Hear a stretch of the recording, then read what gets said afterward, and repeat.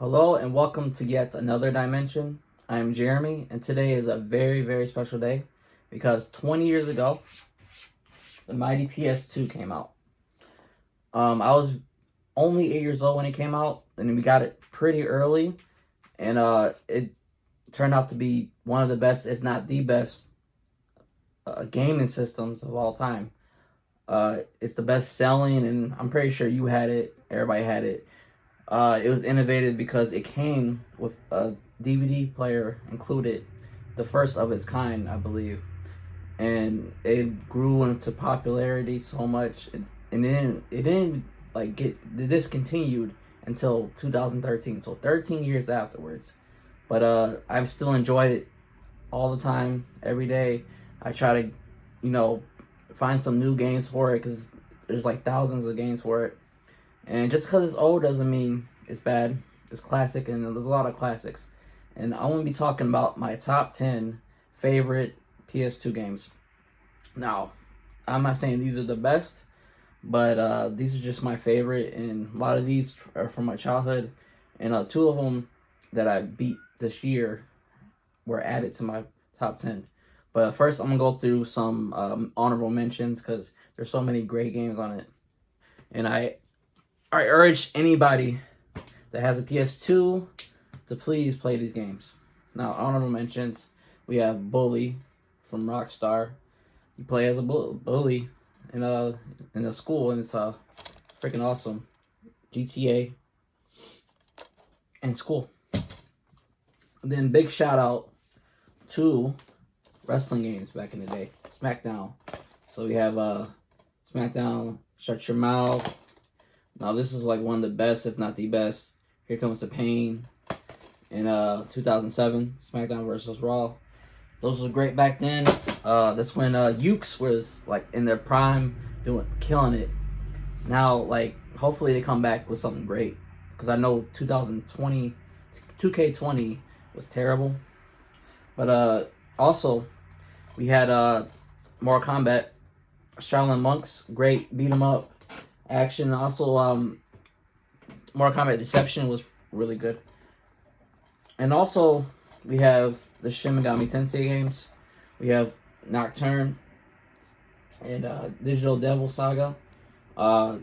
These started to get really, really popular because of Persona. That's when Persona was starting to get popular with 3 and 4. But these, don't overlook these. These are more, I guess, adult, more darker themes. But these are awesome. This is about to get re-released on the Switch, actually, which is cool. And this has a sequel to it. It could have made my top 10, but I haven't beaten it. And also, revolutionary game right here, Grand Theft Auto 3. I remember the first time I played this, I would just walk around the city because it was so realistic back in the day, 2001. And I would just listen to people like badmouth me, like got my way punk and all that. It was mind blowing. But that will come up later. Grand Theft Auto again, don't worry. Also, one of the best fighting games of that generation, we have Soul Calibur 2. This one includes Hiachi from Tekken. I mean, it came out with other systems on the other systems, Xbox and GameCube. GameCube had Link, and Xbox had Spawn, but that's like one of the best fighting games.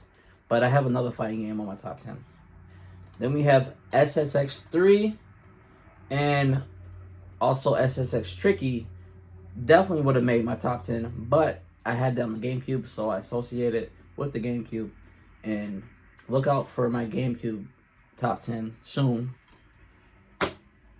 because that will definitely be on it. But SSX 3, great. It was one big mountain, very innovative, and it's a great game. You should definitely go back to it. SSX, one of the best snowboarding series, if the best. Now, I miss these type of games, definitely. In NBA Street Volume 2, that was definitely the best one. The one that I played so much as a kid. You can do so many crazy tricks and unlock all like legends like Michael Jordan, all that. And it was just so much fun to play. It was more like the evolution from NBA Jam back in the day in the arcades. But so sweet. Then we also have finally Katamari Damacy, crazy quirky Japanese game by Namco, where you just roll up a whole bunch of garbage and eventually you roll up so big that you're rolling buildings and crazy I think planets too. It has a great soundtrack too. Definitely look this up, and it's still going strong. It was crazy how big it got. Just such a weird game. Now, finally, we're gonna get into my top 10.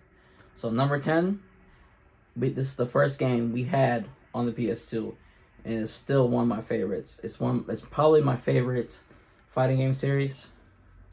We have Tekken Tag Tournament. Yeah, we had this when it first came out. This is a launch game, and it did not disappoint. The graphics on this is insane. I loved Tekken 3 on the PS2, and we had Tekken 2, but I would say Tekken 3 may be a little bit better than this because I feel like this is feels more like just like a game to put on the PS2. They put on there because the story wasn't a main focus on this, but the combat is so much fun, and playing in tag team is like great, and I love how they added that. And like look at the starting cutscene. That's from the year 2000. It is so crazy, and I have like a vivid memory of looking at the flames in the background of one levels. I think it was Jin's level, or I forgot his dad's name. I forgot his name. What's his name?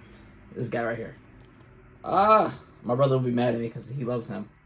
Yeah, him right here. I think it was Kamaza, whatever. Okay, his level. The flames in the back were so real, and I remember vividly saying, "Wow, graphics are never gonna get this much better. Never better than this." 20 years later, and they're still getting like blows my mind. But this is a great game. If you have PS2, pick it up. It's super cheap. One of the best fighting games series, and this is a great one. And it has a sequel on the PS3 and the Xbox 360. Get it. Now, one of my favorite series back in the day, one of my favorite sports series, I guess extreme sports, back in the day was Tony Hawk and Tony Hawk's Underground. It added a story mode to it, which is I think it was great because you got to create your own skater. And like I made my own skater, and you like move up to the ranks and like become a pro skater with your friend, but he was a hater. He tried to knock you down. But this is a great game. It added the more mechanics to it. I think you can actually get off your board, but I mean that's whatever. But it was still fun unlocking new levels, doing the challenges, and like trying to get the biggest combo if you can. It's like I miss playing these games so much, and I'm very happy that they did a remaster. Oh no, it was actually a remake of 1 and 2, and I heard it was great. So I definitely have to get that. This actually has a sequel, Underground 2. It's like it's insane. The story in that it's insane. It has Bam, and Tony Hawk in it, but definitely get this. This is not to be missed. Most of these games are very cheap, except for 2. But now this is my favorite JRPG on the system.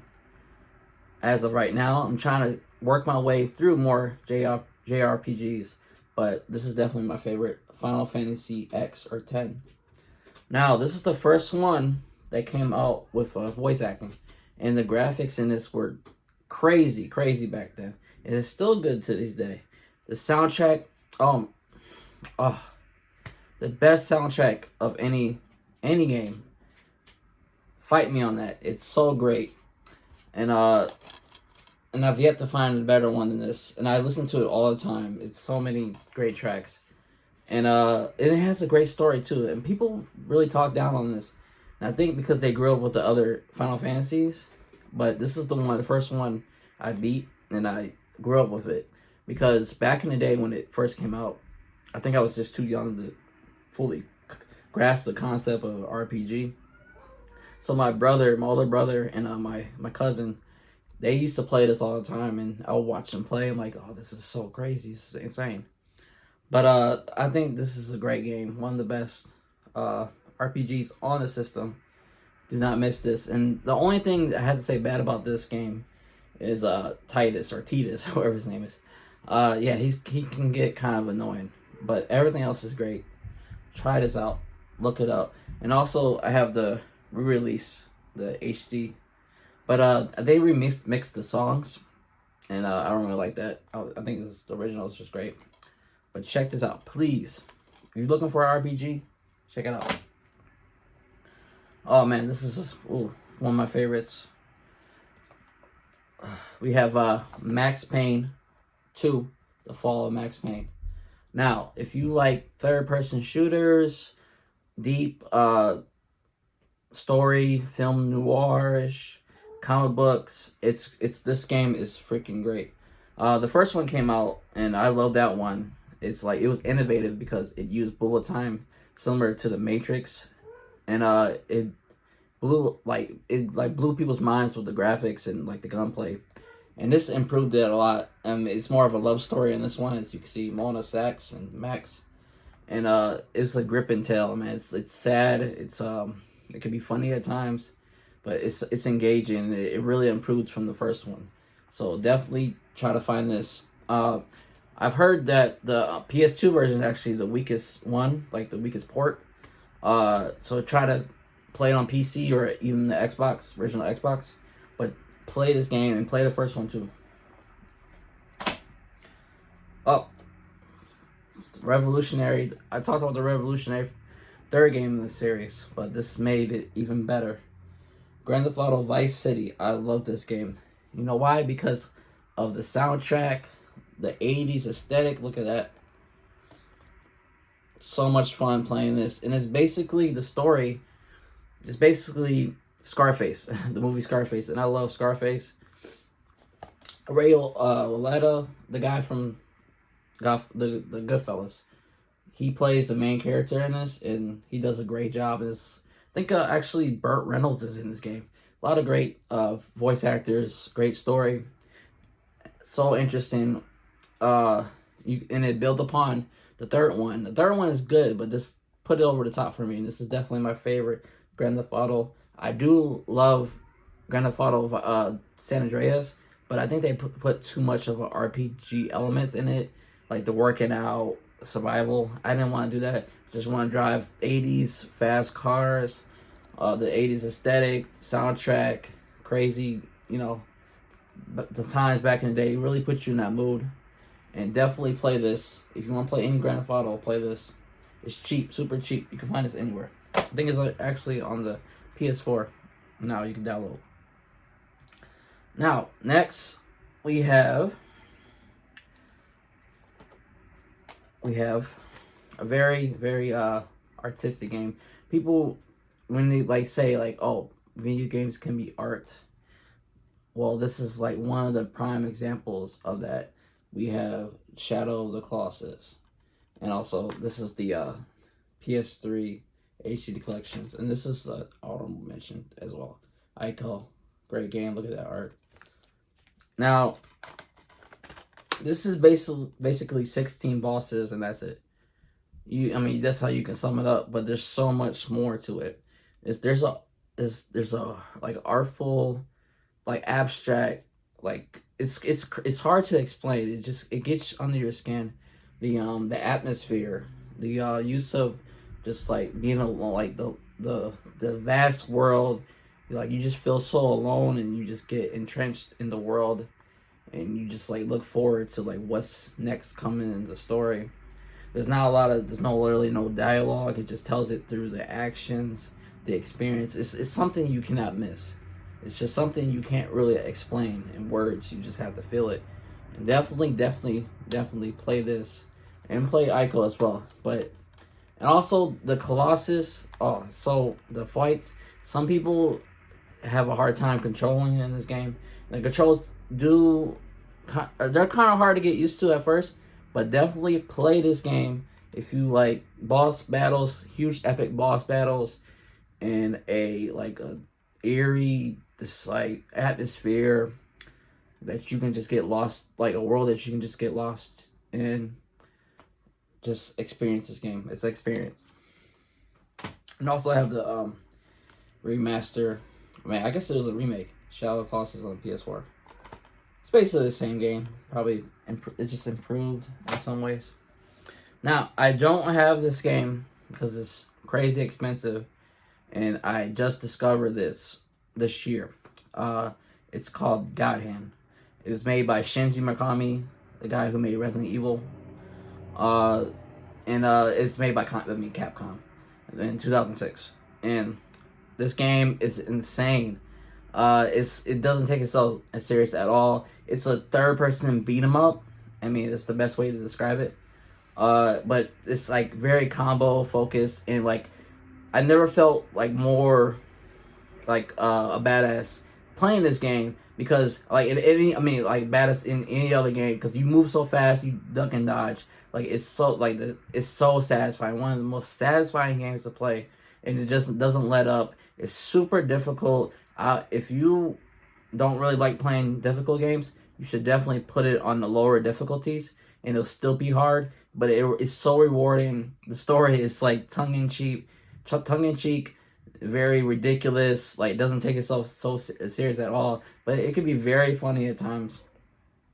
It's just like you just gotta just look up clips on YouTube, and you just gotta see it. If you seem like you can have fun with that, definitely play it.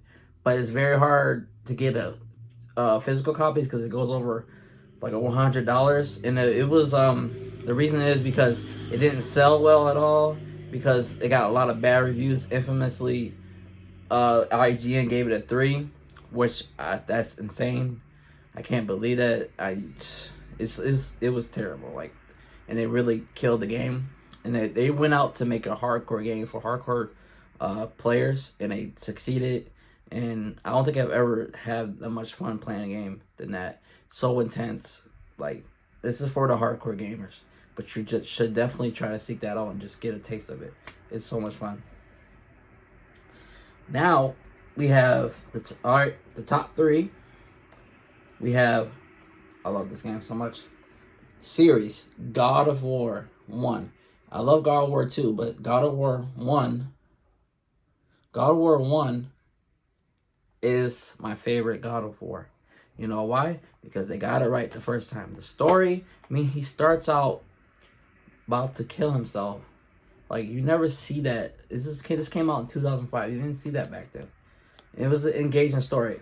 Now, people try to crap on the older games, thinking it's not like he wasn't a deep character. He was a deep character. I mean, it's the new story. It's more like, I would say, nuance in his character, because he was just like a ball of rage, but there was reasons to it. I'm not going to explain it, but play these games again, and you'll see that Kratos is just not a one-note character. He has some depth to him. But like, I enjoy these games more than the new one. That is great platforming in it as well. Like, the combos in it is great. Like, the hack and slash is not as like deep as Devil May Cry or Bayonetta, but it's still fun to play. The puzzles are great in this. Just look up the Pandora's box. Like, trying to get the Pandora's box off the Titan's back. Like, one of my favorite levels of all time. And it's a great journey. Like, for the first one and the second one, but the first one I'm talking about, that is one of my favorite games of all time. Like, the starting level when you're on the boat and you have to fight the Hydra. Like, just cinematic gold. Like, it was great at its time, and it's still great to me today. So play God of War original. Don't forget about it. Don't let the new one replace the old one, because it's still great and it's still a classic. Now, you have number 2. I just beat this game the other day. Now, survival horror or horror games is probably my favorite genre, or one of my favorite genres. And this is like considered one of the best of all time. And I finally beat it. We have Resident Evil. Now, let's try this again. Silent Hill 2. I'm so used to talking about Resident Evil because I love Resident Evil. But Silent Hill 2. Wow, what a game. Like I said, I recently beat this. It's been hyped up as the best horror game, one of the best horror games. And it really is. The best probably on the PS2. Now, the first one is more about the occult it wasn't as a personal story because you're just really going through somebody else's like heartaches. But when you play as James Sutherland, the main character, and you meet all these people here at Silent Hill, strange things are happening. Everybody's acting strange, and everybody seems off. Like you slowly figure out, like they so slowly reveal the story one by one, and it's so interesting. Like everything seems so purposeful in this game. Like the monsters have purpose. Like just everything was thought of, and it was like an artistic vision that like was met, and they didn't compromise for anything. For like the gameplay, it matches what they're trying to tell, and it's like oh, the story is like, it's this. These are some heavy themes like rape, guilt, mental abuse, and mental illness, death. Like it has like all these mature themes that I didn't think it's possible like in 2001, but you see it in this game and it's done so well. And I occasionally just like listen to the soundtrack, because the soundtrack by Akira Yamaoka, he does the soundtracks for the first four Silent Hills, and he's a master at creating a mood, like a scary, frightening mood, and also just like a depressive, just like haunting, and it's great. One of the best stories told in the video game, and it has so much class, and it respects the characters in it, and this is definitely not to be missed. If you're a horror fan, if you're just a fan of good stories, play this game, please. Now we have number one. If you know me, you know I love this series, and they have their best games on the PS2. Of course, I'm talking about Metal Gear Solid, Metal Gear Solid 3, Snake Eater. Dun, dun, dun, dun, dun. Wow. So this is my favorite series with Resident Evil, and I've always loved Metal Gear Solid. Now, two. Okay, I also have the HD collection, limited edition. It includes 2, 3, and what's it called? Peace Walker. But if you're gonna play this game, play it like this. It's great. But 2, the story, groundbreaking, bait and switch. I wanted to include it, but I was only picking one game from each series. But this is the better game because it's more focused. The story's told better. It's not as messy as 2, but the 2 was more groundbreaking in terms of story. But the gameplay in this is so deep. Like people are still finding new ways to mess with play this game, and like different ways you can go about beating the game, beating levels, and like stealth is my favorite, along with horror genre, and this is my favorite stealth game. And all the story, man. You know, the boss is the best female character of all time. Like that's my favorite. Snake is my favorite character, video game character. There's so much character in it. It's funny. It's engrossing. The story is deep. It just gets you caught up, and there's so much going on. And Hideo Kojima, the guy who makes it, like he got his name all over that all the time. He's a visionary. Like I guess he's the only really auteur of video games, and he puts his stamp on a game. And like people criticize him for like his crazy writing, his crazy directing, his long cutscenes. But man, it's like it's nothing like a Kojima game, and it's nothing like Resident Evil, Metal Gear Solid 3, and also the boss fights. Come on, man, the end. I know you heard of that. The end boss fight, the sniper battle. You can actually, spoilers, I guess. You can actually not even have to face him. You can kill him beforehand. Like it's a secret thing. Like there's so many little crazy things that they thought of in this game, and the story is great. The acting, everything. Oh, so it's crazy how great of a game this is, and it came out so long ago. Like, we need more games like this. Like, Kojima, come out with. I want you to come out with a horror game, please. Like Silent Hills, please do that. That would be like that would just make my day. But please play. If you're gonna play any Metal Gear Solid, please play Metal Gear Solid 3. It takes place in the 1960s and it's a prequel. This is where it all starts. If you're gonna play anything, play this, please.